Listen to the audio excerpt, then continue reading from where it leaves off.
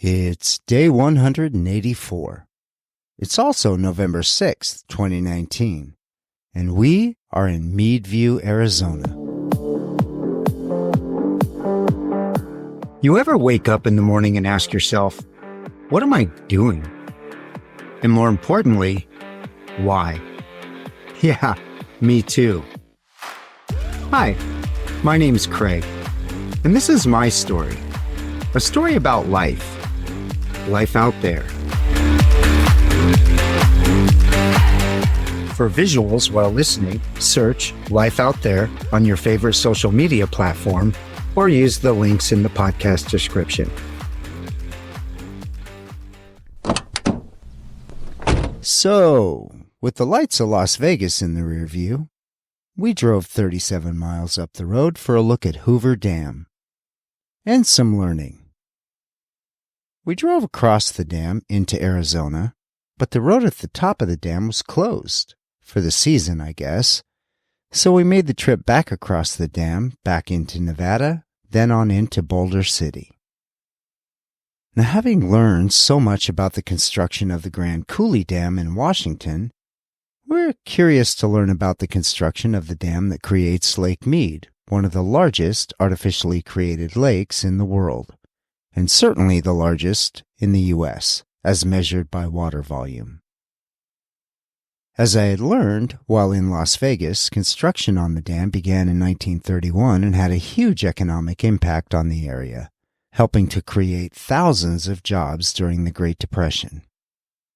The dam is located in the Black Canyon of the Colorado River, on the border between Nevada and Arizona, and was built for power generation, flood control, water storage, and irrigation.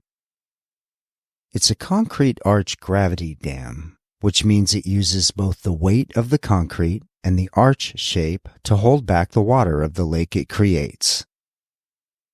And the dimensions of this dam are insane.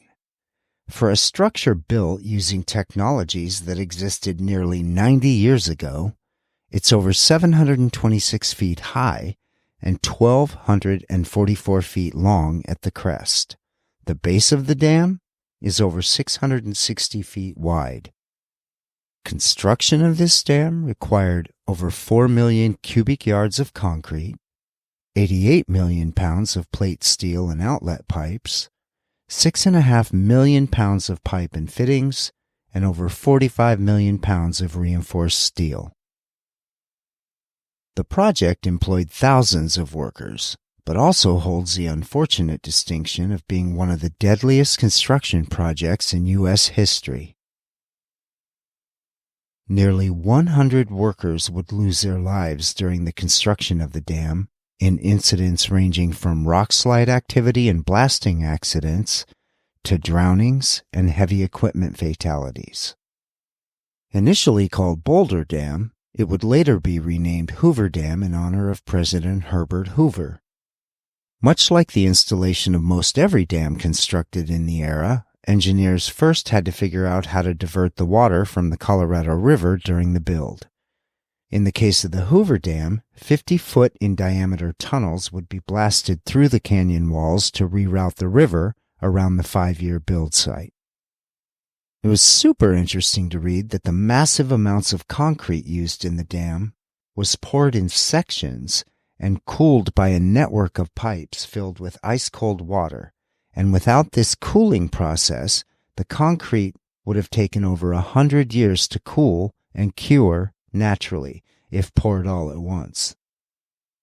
Upon completion, the dam's power plant houses 17 turbines with a total capacity of over 2,000 megawatts. The electricity generated is distributed to Nevada, Arizona, and even Southern California. And from what I've read, places the dam on the list of top power-producing facilities, hydro that is, in the U.S. It looks like the Grand Coulee Dam in Washington state still sits on the top of that list, producing nearly double the amount of electricity annually. And Lake Mead, the lake created by the dam, would end up extending 115 miles upstream. While researching the dam, I found this video. And a big thanks to the folks at B1M, the YouTube channel, for putting together a great visual of this monumental accomplishment. Check it out.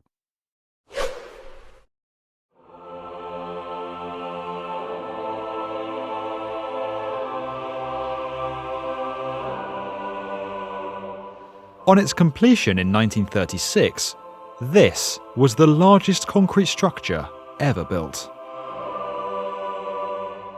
The incredible feat of engineering played a critical role in the development of the American Southwest during the early 20th century, providing flood management, hydroelectric power, and securing a reliable source of water for millions. This is how the Hoover Dam was built.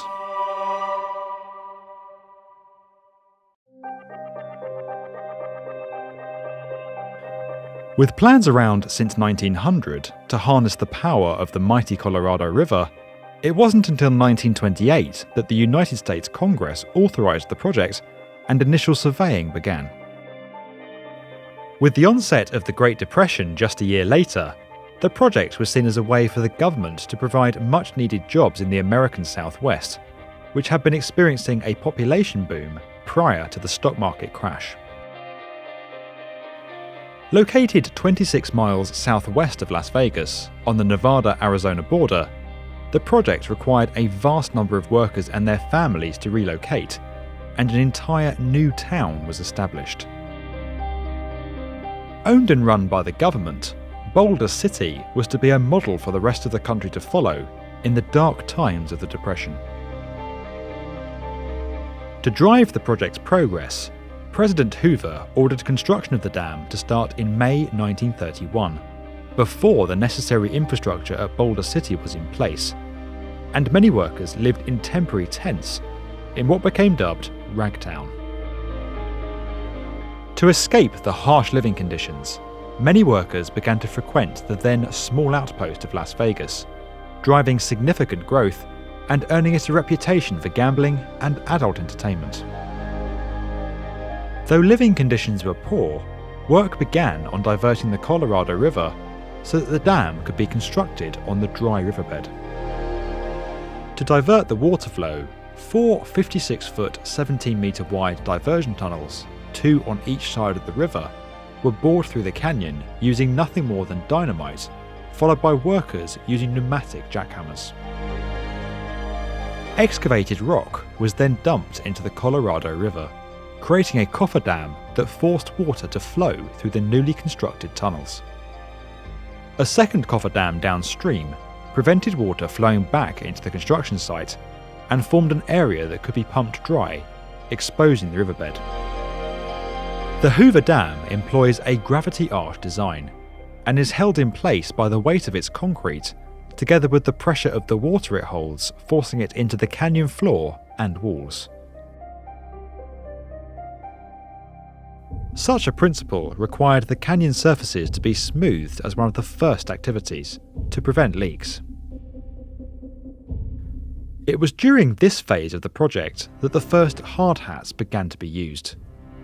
Workers dipped their hats in tar and let it harden, protecting them, at least to some extent, from falling debris. Seeing their success, the project's leaders quickly ordered thousands of these hats and mandated their use by the workers.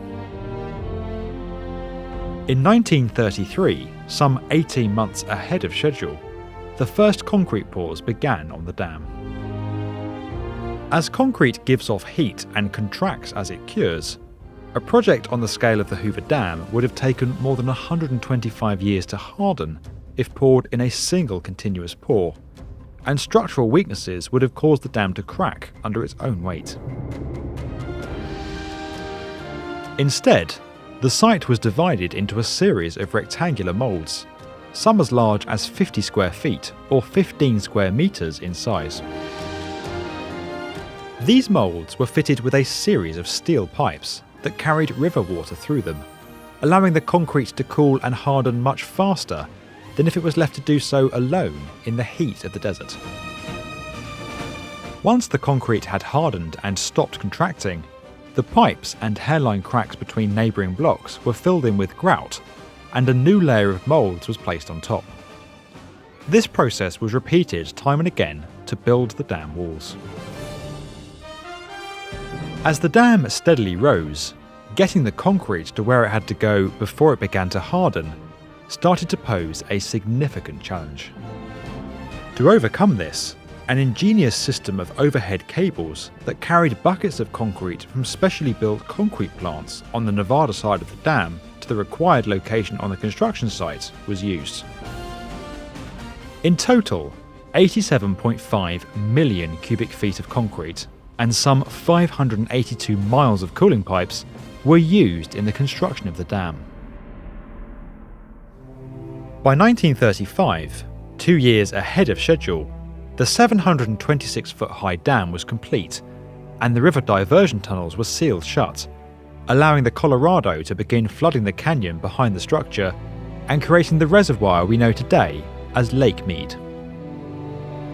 Fit-out of the adjacent power plant and its associated infrastructure took place in parallel with construction of the main structure, and the dam began generating electricity at the end of 1936. Today, this remarkable infrastructure project has an average output of 4.2 billion kilowatt hours and provides water and electricity to millions across the southwestern United States, an economic catalyst to an entire region of North America, and a powerful example of the impact that our industry can have. If you enjoyed this video and would like to get more from the definitive video channel for construction, subscribe to the B1M.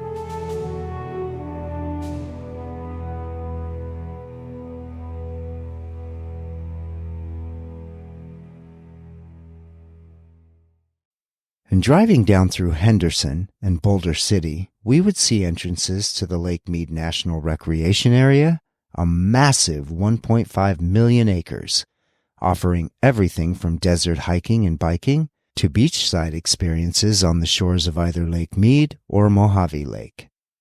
The area offers nearly 1,000 campsite opportunities, so regardless of whether you're looking for a place to pitch a tent or park the RV, they've got you covered. And it's a pretty safe bet we'll be back here for a more extended stay. On the way back down, we found a great spot in Boulder City and considered spending the rest of the day there. But a quick look at the map, I spotted a place called Kingman, just 80 miles away in Arizona. And with a fuel price drop of 40 cents per gallon from Nevada to Arizona, I figured Kingman was as good a place as any to call it a night. And it was a good call, because when it comes to history, Kingman does not disappoint. In 1857, the U.S. War Department ordered a federal wagon road be built across the 35th parallel. The objective was to provide a trade route between Arkansas and California. As part of the study that was done leading up to the installation of the federal wagon road, they also tested the feasibility of the use of camels as pack animals in the southwestern desert. Later, the study would lead to the United States Camel Corps, a program that was later abandoned. These wagon roads ran through the area that would become Kingman. They would later become part of the Highway 66 and Interstate Highway 40. Remnants of the wagon road can still be seen in White Cliffs Canyon in Kingman. I had to go back for a second and read a little bit more about this U.S. Camel Corps, another example of American history that I knew nothing about. It turns out that the use of camels had been proposed as early as the 1830s. The idea that using camels for military purposes would be tested in areas all across the southern United States, from Florida all the way across the country to the desert regions of the Southwest. But the program wouldn't really gain traction until 1855, when the U.S. Congress would allot $30,000 to the project, and the task of procuring camels would begin in earnest. Military personnel would be dispatched to the Mediterranean to acquire 33 camels from countries like Turkey, Egypt, and Tunisia. Those 33 camels would arrive in Indianola, Texas in 1856 and be deployed in expeditions to test their effectiveness in the harsh desert environments. The camels proved to be hardy and well suited for the terrain, capable of carrying heavy loads over long distances without much water. But the program would begin its decline at the start of the Civil War in 1861. Clearly, the U.S. military focus had shifted dramatically, and the Camel Corps would officially be disbanded in 1866. Some of the camels were used in private enterprise, but most were sold at auction, and a few would even be left to roam in the wild. And back to Kingman. The town itself was founded in 1882 as a railroad town for the Atlantic and Pacific Railroad. It was named after Louis Kingman, a civil engineer who supervised the construction of the railroad from Winslow to Beale Springs. The town would become the Mojave County seat in 1887, growing into a significant supply and shipping center for miners and ranchers in western Arizona. During World War II, Kingman was home to a U.S. Army and Air Force airfield, which trained around 35,000 soldiers and airmen. And with a population of around 30,000 today, the town's economy is driven by tourism, manufacturing, distribution, and transportation. The city's location along historic Route 66 and its proximity to natural attractions like the Hualapai Mountain Park and the Lake Mead National Recreation Area contribute significantly to its tourism industry. Now, this was not our first run-in with that historic Route 66, and it likely will not be our last. But what better place to learn about a highway that has become legend in the U.S.? Route 66 was established on November 11, 1926, as part of the original U.S. highway system. It originally ran from Chicago, Illinois to Santa Monica, California, covering a total of 2,448 miles. The route would pass through 8 states: Illinois, Missouri, Kansas, Oklahoma, Texas, New Mexico, Arizona, and California. The route quickly became a major path for those migrating west, especially during the Dust Bowl and the Great Depression of the 1930s.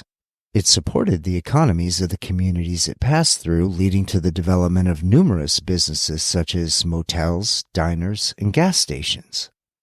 As the country emerged from the Great Depression and fought to victory in a Second World War, the highway would gain iconic status and would symbolize the freedom of the open road and a lifestyle being crafted in the United States that the rest of the world would come to envy. John Steinbeck would refer to the highway in his best-selling novel, The Grapes of Wrath, as the road of hope and escape. It would be further popularized in song, Get Your Kicks on Route 66, and it would even lend its name to a popular 60s TV series, Route 66. The show would chronicle the adventures of 2 young men that traveled the country in a Corvette convertible, further epitomizing the glamour of the open road during the automobile era of the American West. In Season 1 of the show, the Corvette was a powder blue 1960 model. The model of the car progressed with the series, culminating in the iconic Corvette Stingray. Installation of the country's interstate system throughout the 50s and 60s would lead to the decommissioning of Route 66, but its history and its legacy would be preserved with its designation as a historic route. Today, it's a huge draw for tourists looking to experience a bit of Americana and a bygone era. Closing the laptop this evening, parked in an open lot across from a Home Depot, and surrounded by an array of fast food restaurants, dentists' offices, and office buildings, Dougie and I walked the streets of Kingman, Arizona, pondering the contrasts. The contrasts posed by growth, and considering the differences between what we see today and a community just 70 or so years ago, flourishing amidst the growth of a nation after the Second World War and embracing life along Route 66, and what that must have looked like. Or even 100 years before that, when the area was traversed by wagon trains and introduced to the nation's railway systems, and perhaps, maybe even, a camel or two.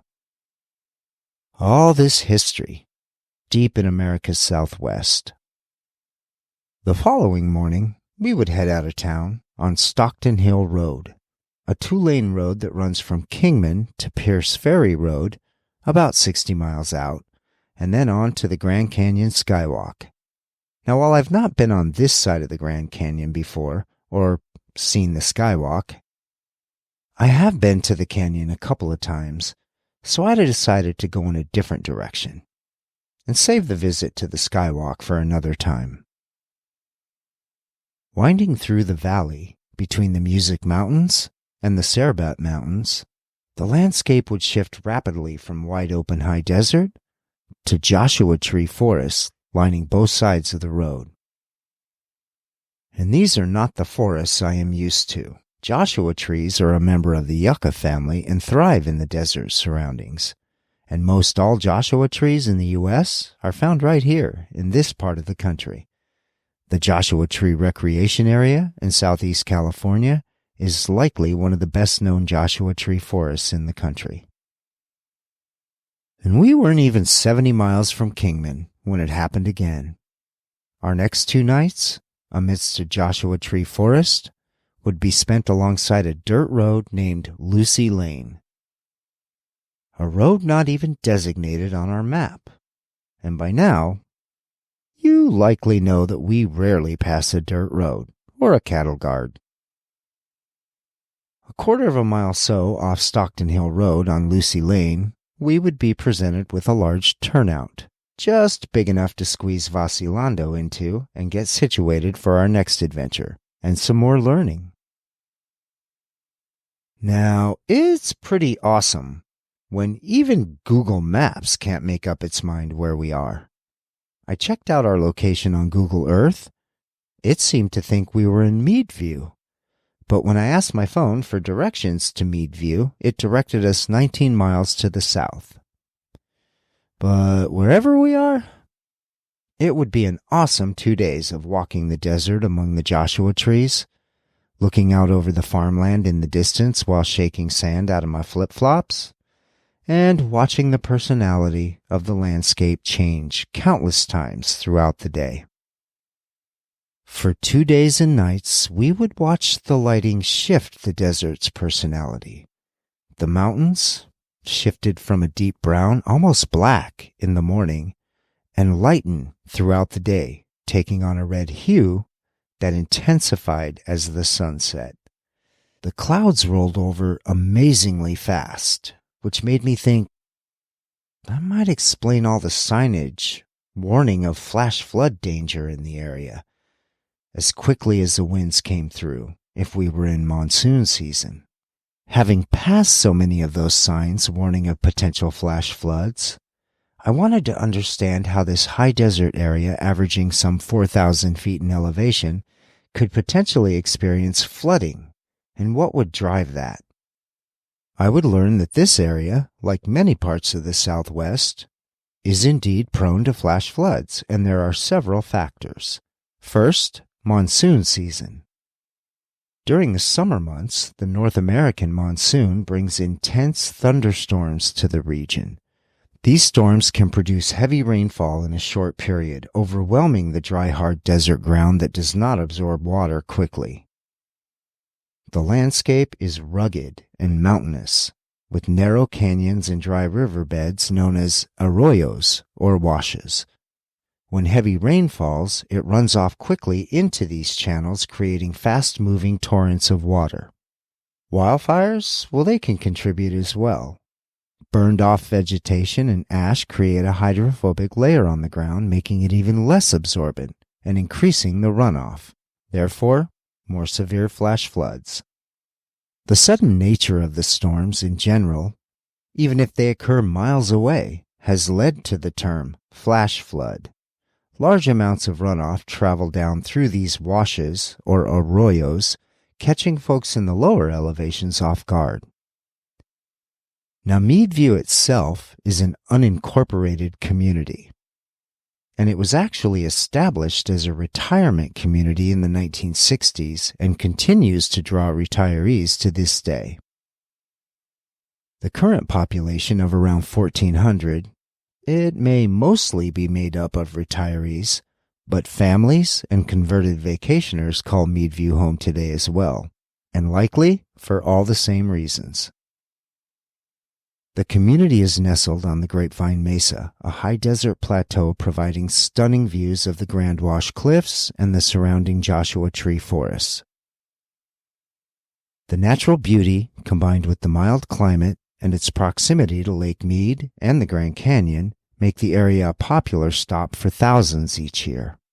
It also doesn't hurt that the community is surrounded by federal land, including the Bureau of Land Management and the National Park Service, which helps preserve its natural charm and ensure that population won't be an issue anytime soon. As you can imagine, residents and visitors alike can enjoy a variety of outdoor activities such as boating, fishing, hiking, and even stargazing, thanks to the area's dark sky ordinances. A dark sky ordinance? First time I'd ever read that term. And Meadview has them.